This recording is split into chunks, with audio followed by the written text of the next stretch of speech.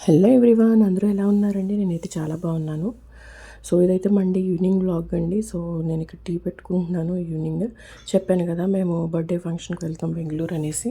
So దానికోసం మేము ప్రిపరేషన్లో ఉన్నామన్నమాట. సో నేనైతే లేచాము, నేను మా హస్బెండ్ మా పాప పడుకుని లేచాక టీ పెట్టుకుని తాగేసి సో మేమైతే నేనైతే పార్లర్‌గా అనేసి స్టార్ట్ అయ్యానండి. సో ఏమి చేయించుకోలేదు. సో అంత టైం కూడా లేదు. ఆల్మోస్ట్ అది 5:30 అయిపోయింది. బస్ వచ్చేసి 9:30 అనమాట. సో ఇంకా సరిగ్గా ప్యాకింగ్ కూడా లేదు. సో పార్లర్‌కి అయితే వెళ్ళామన్నమాట. సో అనుకోలేదు, అప్పటికప్పుడు వెళ్ళాము. సో అందుకే కొంచెం ఎర్లీగా అయితే స్టార్ట్ అవ్వాల్సింది, కానీ మాకు లేట్ అయిపోయింది. నాకు అన్నీ సర్దుకుని అన్నీ కుకింగ్ అది చేసుకుని ప్యాక్ చేసుకునేసరికి లేట్ అయింది. ఇంకా కొద్దిగా ప్యాకింగ్ కూడా ఉండిపోయింది. సో మేమైతే మా హస్బెండ్ అయితే నేను పార్లర్ సో మా హస్బెండ్ అయితే అక్కడ నాకు చెప్తున్నారనమాట, త్వరగా వెళ్ళరా, టైం అయిపోయింది, టైం లేదు. సో ఇప్పుడే గుర్తొచ్చింది దానికి పార్లర్ ఇన్ని రోజులు ఏం చేసావు అనేసి అన్నారు. సో నాకు నిజంగా అప్పుడే గుర్తొచ్చింది. అప్పటి వరకు అయితే పార్లర్ నిజంగా గుర్తులేదు. సో నేను ఏం చేయించుకోలేదండి, వెళ్ళాను, థ్రెడ్డింగ్ కూడా చేయించుకుని వచ్చేసాను. అంతకుమించి చేయించుకోవడానికి టైం కూడా లేదు. మా హస్బెండ్ కూడా సీరియస్ అవుతారనేసి సో అయిపోయింది ఇక్కడ. సో యాక్చువల్గా నేను ఎప్పుడు వెళ్ళేది న్యాచురల్స్ అండి. సో అక్కడికి వెళ్తే అది కొంచెం లాంగ్ అనమాట డిస్టెన్స్.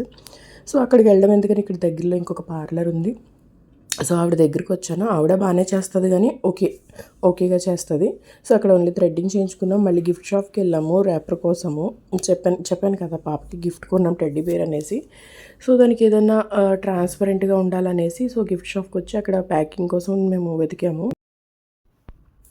సో ఇదైతే టాయ్స్ షాప్ అండి. సో అన్ని రకాల టాయ్స్, రెగ్యులర్ టాయ్స్ ఎక్కడ చూస్తే ఓకే టాయ్స్ ఉంటే అవే టాయ్స్ ఇక్కడ కూడాని.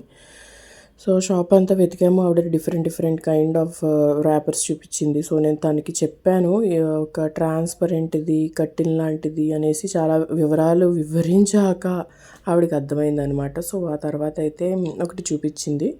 సో ఈ వైట్ కలర్ది. సో మాకైతే వైట్ టెడ్డీ బేర్ వచ్చేసి వైట్ కలర్ అనేసి నేనేం చేశానంటే నాకు రెడ్ కలర్ కావాలన్నాను. సో తను పక్కకి వెళ్ళింది ఎవరిని అడగడానికి ఉందా లేదా అనేసి.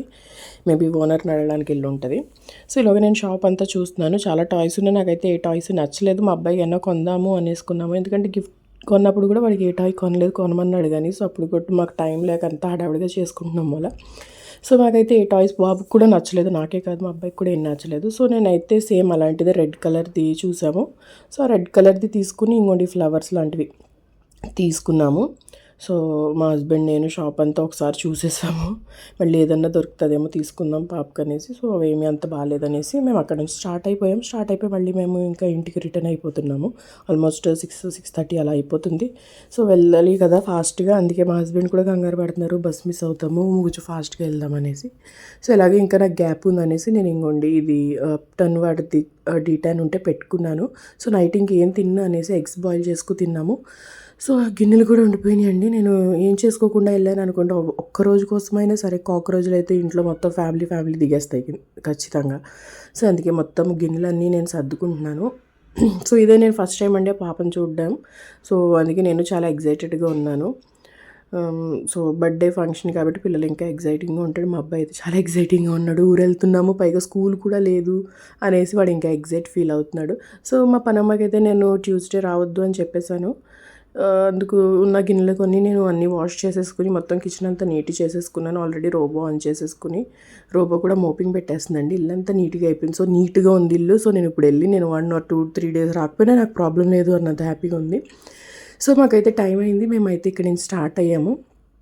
బస్ స్టాండ్కి వచ్చామండి. చాలాసేపు వెయిట్ చేసాము, ఒక 1/2 hour వరకుని. బస్ లేట్ ఏం కాదు, మేము ఒక 1/2 hour ముందు వెళ్ళిపోయాము. సో బస్సు అయితే వచ్చేసింది ఇక్కడ. మేమైతే బస్సు ఎక్కేసాము, చూడొచ్చు మీరు ఇక్కడ. సో మా అబ్బాయి అయితే చాలా ఎంజాయ్ చేశాడు బస్సులోని. బస్ స్టార్ట్ అయిపోయింది కూడాని. సో మాకు నెక్స్ట్ డే మేము ట్యూస్డే మార్నింగ్ రీచ్ అవుతాము. 6:30 ఆ టైం, ఎగ్జాక్ట్ టైం వచ్చేసి 6:30. సో ఇక్కడ పడుకున్నారు మా హస్బెండ్ మా అబ్బాయి కూడాని. నేను మాత్రం అలా కూర్చుని ఉన్నాను, ఏం చేయాలో తెలియక, నిద్ర రాక. బస్సు ఏమో బాగా ఊగుతుంది. సో మిడిల్లో ఆపారండి. వాష్రూమ్స్ అది ఏమన్నా వెళ్ళాలంటే వెళ్ళొచ్చు. నేను వెళ్ళాను. ఇక్కడ చిన్నగా ఒక క్లిప్ షూట్ చేశాను అనమాట. బాగుంది ఏరియా అనేసి. చాలా చల్లగా కూడా ఉంది క్లైమేట్. సో ఇది మా బస్ అనమాట. సో ఇంకా నేను మళ్ళీ వచ్చేసాను, బస్సు ఎక్కేసాను. మా హస్బెండ్ బాబు అయితే పడుకుని ఉన్నారు. సో నైట్ అంతా ఇంకా జర్నీ చాలా వరకు నాకు నిద్ర పట్టలేదండి. నేను చాలా అంటే అలా మెలకుగా కూర్చునే ఉన్నాను. సో మేమైతే బెంగళూరు రీచ్ అయిపోయామండి.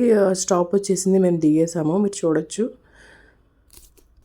సో బస్సు అయితే ఎర్లీగానే డ్రాప్ చేసేసిందండి. సో మేమైతే దిగేసి ఇంటికి కూడా వెళ్ళిపోయాము. సో ఇదేనండి Tuesday evening Monday evening vlog. మళ్ళీ వ్లాగ్లో కలుద్దాం. Thank you so much.